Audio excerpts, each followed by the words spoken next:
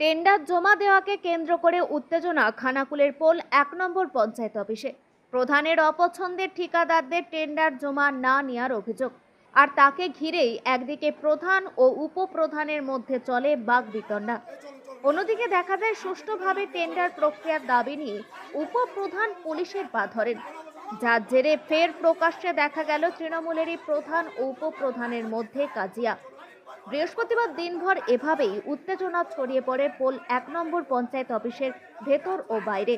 আর এই পরিস্থিতি সামাল দিতে সকাল থেকেই মোতায়েন ছিল খানাকুল থানার বিশাল পুলিশ বাহিনী। জানা গেছে, খানাকুলের পোল 1 নম্বর পঞ্চায়েতের অধীনে বেশ কিছু কাজের জন্য বৃহস্পতিবার টেন্ডার জমা দেওয়ার প্রক্রিয়া শুরু হয়। আর সেই টেন্ডার কার অনুগামীরা পাবে তা নিয়েই দ্বন্দ্ব শুরু হয় ওই পঞ্চায়েতের তৃণমূলের প্রধান সাবিনা বেগম ও তৃণমূলেরই উপপ্রধান শেখ সাবির আলীর মধ্যে। আর এই দ্বন্দ্বের জেরে বিগত দিনেও টেন্ডার প্রক্রিয়া স্থগিত হয়ে যায়। কিন্তু বৃহস্পতিবার কড়া পুলিশি পাহারায় টেন্ডার প্রক্রিয়া শুরু হলেও প্রধানের পছন্দের তালিকায় না থাকায় উপপ্রধানের সমর্থিত বেশ কয়েকজন ঠিকাদারদের টেন্ডার জমা নিতে চাননি বলে অভিযোগ ওঠে। আর তাকে ঘিরে পঞ্চায়েত অফিসের ভেতরেই শুরু হয় তুমুল চিৎকার চেঁচামেচি, প্রধান ও উপপ্রধানের মধ্যে বচসা। পুলিশ পরিস্থিতি সামাল দিতে গেলে পুলিশের পায়ে ধরে উপপ্রধান। সঠিকভাবে টেন্ডার প্রক্রিয়ার জন্য দাবি জানান। উপপ্রধান শেখ সাবির আলীর অভিযোগ, প্রধান কাটমানি নেওয়ার জন্য অন্যদের টেন্ডার জমা দিতে বাধা দিচ্ছেন, পাশাপাশি নিজের পরিচিত ঠিকাদারদের দিয়ে টেন্ডার করার চেষ্টা করছেন। তিনি তার প্রতিবাদ করেছেন, তবে ঘটনায় অভিযোগ অস্বীকার করেন প্রধান সাবিনা বেগম। তিনি বলেন, প্রশাসন রয়েছে, তাদের সামনে চলছে টেন্ডার প্রক্রিয়া। যদিও টেন্ডার জমা দিতে না পেরে বেশ কয়েকজন ঠিকাদার ফিরে যান। তাদের অভিযোগ, প্রধান নিজের ইচ্ছা মতো পরিচিত ঠিকাদারদের সহযোগিতা করতে অন্যদের সময়ের অজুহাত দেখিয়ে ফেরত পাঠিয়ে দেয়, যদিও তারাও সময় শেষ হওয়ার আগেই পঞ্চায়েতে যান বলে দাবি করেন। সমস্যা বলতে এর আগেও একটা বিগত দিনে একটা টেন্ডারকে নিয়ে একইভাবে বলপূর্বকভাবে টেন্ডার নোটিশ করেছিল, সেখানে এজেন্সি দিকে ফেলতে দেয়নি, এখানে কয়েকশো লোককে জামায়াত করে রেখেছিল। তারপরে একটা নতুন করে আবার একটা টেন্ডার নোটিশ ঝুলেছিল। সেখানে কি করেছেন, প্রথম টেন্ডার নোটিশ ঝুলে প্রথমেই বলি একটু বলতে সময় দিতে হবে, অর্থের মিটিং না করেই টেন্ডার নোটিশ করে দেয়। তারপরেও রাতে একাই নিজের বলপূর্বকভাবে দুবার ডেট এক্সচেঞ্জ করেছে। যতবার উনি টেন্ডার নোটিশের ডেট দিচ্ছে আমি ততবার প্রশাসনের দ্বারস্থ হচ্ছি। শুধু খানাকুলে 1 নম্বর ব্লক নয়, আপনারা ফাইল দেখুন, আমি মিথ্যে কথা হয়তো বলতে পারবো আপনাদের মিডিয়ার সামনে। হয়তো এসডিও, বিডিও, ডিএম, ব্লক, থানা সকলকে আমি মেসেজ করেছিলাম যে সুষ্ঠুভাবে যাতে দুর্নীতিমুক্ত পঞ্চায়েতের টেন্ডার করা যায়। কিন্তু আজকে আমি ব্যর্থ। আমি তৃণমূল কংগ্রেসের একজন উপপ্রধান হয়ে আজকে আমার লজ্জার, শুধু আমার লজ্জা নয়, পুরো আমার ডিপার্টমেন্টের লজ্জা। কিন্তু এর লড়াই আমার চলবে, কেননা আমাদের নেতা পশ্চিমবাংলার আইকন অভিষেক বন্দ্যোপাধ্যায় বলেছেন দুর্নীতিমুক্ত পঞ্চায়েত গড়তে হবে। তাতে যদি আমার প্রাণও যায়, আমার এই লড়াই জারি থাকবে। এই পোল পঞ্চায়েতের এবং সাধারণ মানুষের জন্য এই লড়াই জারি থাকবে। উনি বরপূর্ণভাবে আজকে ওনার পছন্দ মতো এজেন্সিকে ফেলতে দিয়েছে, বাকি 8-9টা এজেন্সিকে ফেলতে দেয় না, তারা প্রত্যেকেই বাড়ি ফিরে যাচ্ছে। এই নিয়ে আমার কোনো দুঃখ নেই, কেন রাজনীতি করতে গেলে, প্রশাসনিকভাবে চালাতে গেলে পেসিভ বল দিয়ে হয় না, মানুষকে ভালোবাসতে হয়। আপনারা দেখেছেন আপনাদের ভিডিওর মাধ্যমে আমি প্রশাসনের পায়ে ধরেছিলাম যে যাতে সুষ্ঠুভাবে টেন্ডারটা হোক। তাই আজকে প্রশাসনও ব্যর্থ হয়েছে। এতে যতদূর অবধি যাবার আমি যাব, অবশ্যই যাব, কেন সে অ্যাজ এ প্রধান হিসাবে যদি মনে করে যে আমি শেষ, এবং কি বড় ভূমিকা বলি, আপনাদেরকে কাজ না করেও পেমেন্ট তুলে নিয়েছে, এই তথ্য আমার কাছে আছে। যদি আমি মিথ্যে কথা বলি, আমার নামে দল যা শাস্তি দেবে এবং প্রশাসনিকভাবে যা শাস্তি দেবে মাথা পেতে নেওয়ার ছেলে আমি। আজকে কি হলো, উনি ওনার মতো করে চরিতার্থ করলো, দুর্নীতিভাবে উনি পঞ্চায়েতে আজকে টেন্ডার করলো। আমি পুরোটাই মনে করি এটা অবৈধ, বৈধ হয় না, ঠিক আছে। কেননা উনি তো ফেলতে দিল না এজেন্সিকে। একটা অ্যাজ এ টেন্ডারে সবাই পার্টিসিপেট করতে পারবে, সেখানে যদি কারোর কাগজের ফল থাকে, সে যখন কুটনি হবে সে তখন ক্যান্সেল হয়ে যাবে। উনি তিনার বলপূর্বকভাবে গুন্ডা বাহিনী রেখে পঞ্চায়েতের ভিতরে উনি টেন্ডারকে আজকে ওনার মতো করে করেছে। মানে কারণটা কি মনে হচ্ছে যে তার পছন্দ মতো করলে কি, তার পছন্দ মতো তিনি কাটমানি খাওয়া ইনকাম করতে পারবেন। যেটা একটা পঞ্চায়েতে ধরুন একটা কাজ 100 টাকার কাজ, সেখানে অন্য এজেন্সি বলছে আমি 80 টাকায় করে দেবো, উনি বলছে না 100 টাকায় করতে হবে, আমাকে 20 টাকা দিতে হবে। এই জন্যই আজকের এই ঝামেলা। আর এই দুর্নীতিমুক্ত পঞ্চায়েত আমি গড়ে তুলবই তুলবো। তাতে যদি আমার প্রাণ যায় তাতে আমি কোনো অসুবিধা নেই। প্রধানত তৃণমূলেরই তৃণমূলের হতে পারে, কিন্তু আমার বক্তব্য দলের ভিতরেও যদি কেউ দুর্নীতি করে আমি বলতে দ্বিধাবোধ করব না, তাদের দল শাস্তি দেবে। অভিষেক বন্দ্যোপাধ্যায়ের নির্দেশ, দুর্নীতিমুক্ত পঞ্চায়েত, টেন্ডার নিয়ে যারা যারা দুর্নীতি করবে সঠিক অভিযোগ দিতে পারলে তাদেরকে ওয়ার্ড দেওয়া হবে। আজকের আমি ওয়ার্ড পাবার যোগ্য, পোল অঞ্চলের একজন গ্রামের ছেলে বলি, এই যে আমার লড়াই, এই লড়াই জারি থাকবে। কেন আমি তো পেপার নিয়ে কথা বলছি, আমি যদি ঝামেলা করতে পারতাম, যেহেতু আমার এখানে ওসি সাহেব ছিলেন, পুরসুরার ওসি সাহেব ছিলেন, সিআই আছে, এসডিও ম্যাডাম আছে, এরপরেও আমি ঝামেলা করবো এই মানসিকতা নিয়ে আমি পঞ্চায়েত আসিনি। আমার ওসি সাহেবকে বলেছিলাম আমি একাই বাইক চালিয়ে ব্লকের পঞ্চায়েতে ঢুকবো, সুষ্ঠুভাবে একাই হাসি মুখে বাড়ি ফিরে যাব। তাতে উনি ওনার মতো করে দুর্নীতিভাবে আজকে টেন্ডার করেছে, এতে আমার দ্বিধাবোধ কিচ্ছু নেই। ঠিক আছে, যে আইনগতভাবে যেখানে যাবার আমি যাব, কিন্তু দুর্নীতিমুক্ত পঞ্চায়েত করবো, এটা আপনাদেরকে 100% নয় 1000% বললাম। দলকে বিষয়টা জানিস? দলকে জানাবো, উনি কার ছায়া আছে আপনারা সকলেই জানতে পাচ্ছেন। ওনার ফোন ট্যাপ করলেই বুঝতে পারা যাবে যে ওনাকে কে মদত দিচ্ছে। যখনই কিছু বলতে যাই বলছে জেলার একজন নেতাকে আমাকে টাকা দিতে হবে, আমার এই করা ছাড়াও কিছু উপায় নেই। সেই জেলার নেতাটাকে উনি ভালো বলতে পারবে। আপনার নাম? আমার নাম শেখ সাবির আলী, পোল অঞ্চলের উপপ্রধান।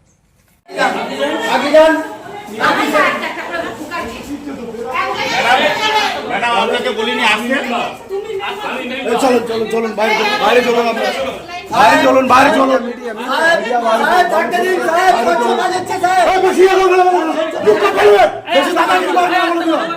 চুপচাপ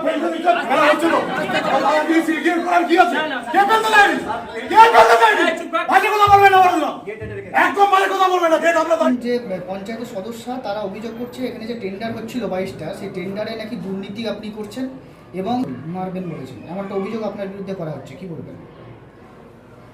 আমি যে কাজটা করছি আমি করবোটা কি করে, বেনিয়মে যাব কি করে? প্রশাসন তো সকাল থেকে এখানে বসে আছে, এরা যেটা বলে এটা পুরোটাই মিথ্যে।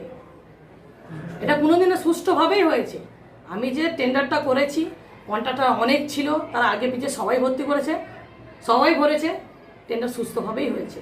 আপনার বিরুদ্ধে যে অভিযোগটা আপনার উপপ্রধান করছেন সেটা কি বলবেন? উপপ্রধান যে বলছে, প্রশাসন আছে তো প্রশাসনকে জিজ্ঞেস করুন, প্রশাসনই বলে দেবে কি বেনিয়মে কাজ করেছে কি করেছে। প্রশাসন আছে এখানে, নিয়ম মাফিক কাজ হয়েছে, নিয়ম মাফিক কাজে নিয়ম মেনে আমরা কাজ করেছি। অনেক ঠিকাদার বলছে তার মানে কাগজ ভেরিফিকেশনের নাম করে যাতে সময়টা পার হয়ে যায়।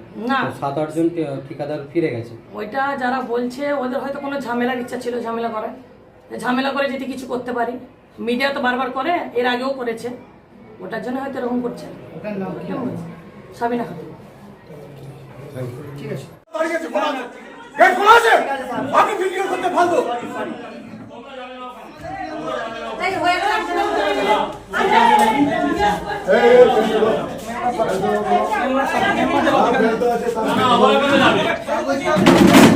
আরে সে কানুনে ফেলছে তো, তার নিজে ফেলছে। আমি এই কন্ট্রাক্টরের নামটা জানতে চাইছি।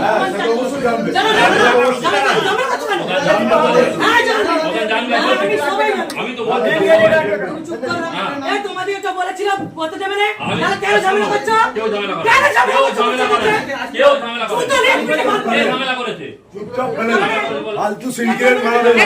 তোমাদের ফেলা হয়ে গেছে।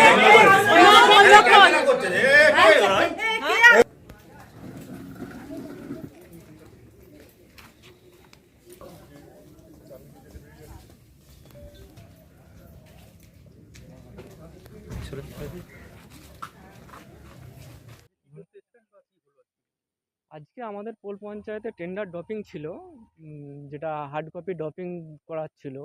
তো প্রধান ম্যাডাম তার মানে রুমের ভিতরেতে টেন্ডার বক্সটা করে রেখে দিয়েছিল। তো সেই কারণে টাইমে যখন আধ ঘন্টা আগে আমরা যখন টাইম ফেলতে যাচ্ছি, তখন সবাই মিলে ওদের কিছু কন্ট্রাক্টরকে ঢুকিয়ে নিয়ে অযথা টাইমটা নষ্ট করে আমাদেরকে বাইরে বার করে দিল। প্রধান ম্যাডামের গ্রুপের কিছু লোক ছিল, তারা করেছে। কেন করলো এটা? দেখুন, কেন করলো তো সেটার প্রশ্নের উত্তর দিতে পারবো না, কারণ সেটা প্রধান ম্যাডামই বলতে পারবে যে কেন করেছে। আপনাদের ওনার ইচ্ছা মতো কি চলবে? হ্যাঁ, ওনার ইচ্ছা মতো কিছু লোক ছিল, ওনার গ্রুপের কিছু লোক ছিল, সেই গ্রুপের লোকেদিকে দিয়ে টেন্ডার ড্রপিং করালো। হ্যাঁ, প্রথম থেকে ছিলাম, কিন্তু আমাদের কিছু কাগজ একটু ছিল বলে আমরা একটু দেরি হয়ে গিয়েছিলো ফেলতে। যখন আমরা গেলাম মানে আপনার 2টো পর্যন্ত টাইম ছিল, আমরা 1:30টার সময় যখন গেলাম বললো লাইন আছে, লাইন দিয়ে ওদেরগুলোকেই আগে ঢুকিয়ে নিল, দিয়ে আমাদেরকে আর ঢুকতে দিল না। 2টো ছিল, 2টো। না না আমার দুটো তিনটে আমি ড্রপ করতে পেরেছি, বাকি ড্রপ করতে পারিনি ইচ্ছাকৃতভাবে। আমার নাম ইমদাদুল্লাহ, সোনা এন্টারপ্রাইজের প্রোপাইটার। Pole 1 GP. রাস্তা ছিল, ড্রেন ছিল, সাবমার্সিবল ছিল।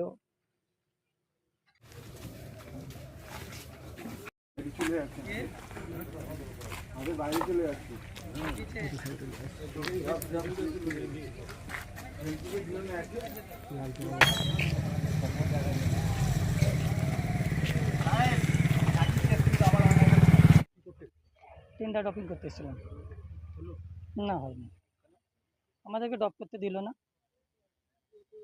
আর যেহেতু আমরা করছি, আমরা এখানে দুটো যেহেতু গোষ্ঠী হয়ে আছে, আমাদেরকে টেন্ডার ড্রপ করতে দিল না। আমরা যেহেতু লিগ্যাল সব জায়গায় কাজ করি, আমাদেরকে ড্রপ করতে দিচ্ছে না। এখানে একটা উপপ্রধান, একটা প্রধান গোষ্ঠী এখন বর্তমানে দেখতে পাচ্ছি, কিন্তু আমরা কোনো গোষ্ঠীরই নাই। আমরা কাজ করতে চাই, আমরা কন্ট্রাক্টর, নিরপেক্ষ কাজ করতে চাই। আমরা কাজের জন্য কাজে এসেছিলাম। আমরা সময় আগে এসেছি, আমরা 12টায় এখানে ঢুকেছি। 12টা থেকে 2টো পর্যন্ত টাইম ছিল, আমাদেরকে 2 ঘন্টাতেও করতে দিল না। বলছে কিছু বলছে না, ওই টাইম লস করছে, এখন নেই, পরে এইসব করে বাহানা দিয়ে করছে, সময় যাতে পেরিয়ে যায়। ফালতু কাগজ নিয়ে টাইম পাস। কোথাও কি মনে হচ্ছে যে মানে কারণ নিজের ইচ্ছা মতো লোকে হ্যাঁ, এ তো 100% সত্যি। নিজের ইচ্ছা মতো লোক নেই তো কি, আর আমরাও কি এটা বোঝা যাচ্ছে তো পুরো 100% ওদের নিজের মন মতো লোককে টেন্ডার পাইয়ে দিয়ে যাচ্ছে। এখন বলতে গেলে প্রধানকে বলতে হবে। প্রধান যেহেতু চেয়ারে আছেন, আমরা তার কথাই বলবো। হ্যাঁ, নিজের লোককে করে দিচ্ছেন। সাবিনা বেগম, পোল 1। হ্যাঁ, আমরা না দিয়ে ফেরত দিচ্ছি। শাহজাহান আলী খান। হ্যাঁ, সেটা সেটাই তো হচ্ছে। ওদেরকে ঢুকিয়ে দিয়ে বলছে ওরা আগে ফেলবে, তারপরে তোমরা ফেলবে। ওদের ঢুকিয়ে দিয়ে ওদেরকে টাইম একদম কভার করে তারপরে বার করছে।